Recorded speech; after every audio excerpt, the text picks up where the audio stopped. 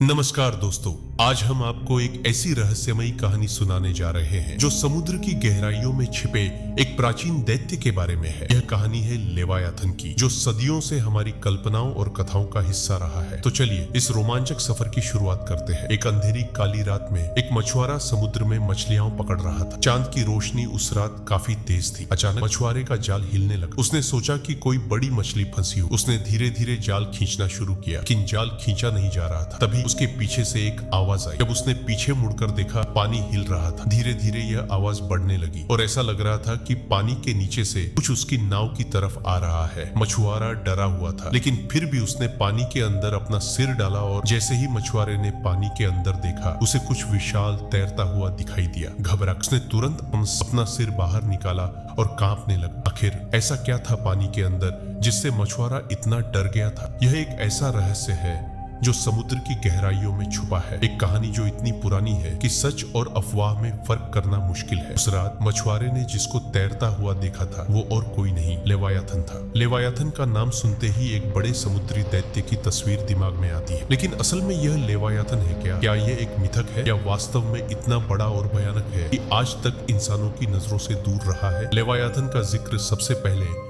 Bible की book of job में मिलता है, जहां इसे एक विशाल समुद्री जानवर बताया गया है जो इतनी क्षमता रखता है कि हजारों जहाजों को एक साथ डुबा दे। वह इतना शक्तिशाली है कि उसे सिर्फ भगवान ही हरा सकते हैं। बाइबल के अलावा यहूदी धर्म ग्रंथों में भी इसका जिक्र है, जहां इसे एक विशाल नाग बताया गया है जो समुद्र में रहता है और दिन को रात कर सकता है। इसे एक बुरी शक्ति के रूप में दर्शाया गया है जो लोगों के दिमाग को भ्रष्ट कर सकती है। लेकिन सिर्फ यहूदी और बाइबल नहीं, बेबीलोनिया की पुस्तकों में इसे तियामत के रूप में संदर्भित किया गया है, जो एक समुद्री राक्षस थी। इसी तरह नॉर्स माइथोलॉजी में जोरमुंगांडर का जिक्र किया गया है, एक ऐसा सांप जो पूरी दुनिया को घेरा रहता है और इसे द वर्ल्ड स्नेक क्रेक के नाम से भी जाना जाता है। अगर आपने गॉड ऑफ वॉर खेली है तो उसमें भी आपने जोरमुंगांडर को देखा होगा। अजीब बात यह है कि अलग अलग सभ्यताओं में अलग अलग नामों से मिलते जुलते प्राचीन प्राणियों का जिक्र है। यह सोचने वाली बात है कि अगर अलग अलग संस्कृतियां जो अलग समय में रहती थी, उन्होंने समान दिखने वाले प्राचीन प्राणियों का जिक्र कैसे किया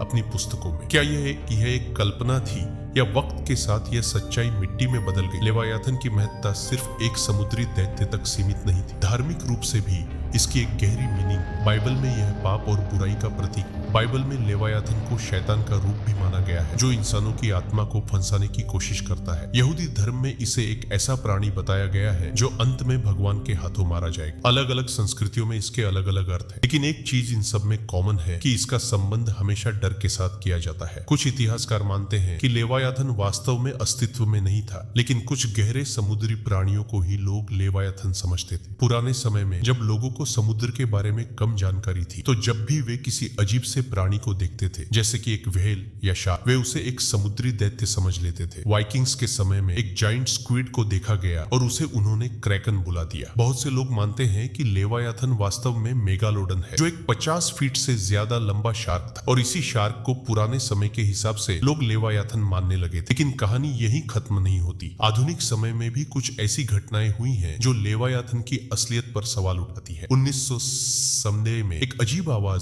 सोनार पर रिकॉर्ड हुई थी, जिसे दी ब्लूप नाम दिया गया था। यह आवाज इतनी तेज थी कि लगभग 5000 किमी दूर तक सुनाई दी गई थी, और विज्ञान आज तक नहीं बता पाया कि यह आवाज किस चीज की थी। क्या वो लेवायाथन था? उसी समय के आसपास कुछ गोताखोरों के समूह ने एक बहुत ही बड़े समुद्री प्राणी को देखा था। उन्होंने बताया कि यह प्राणी एक ब्लू व्हेल से भी बड़ा था और बहुत तेजी से तैर रहा था।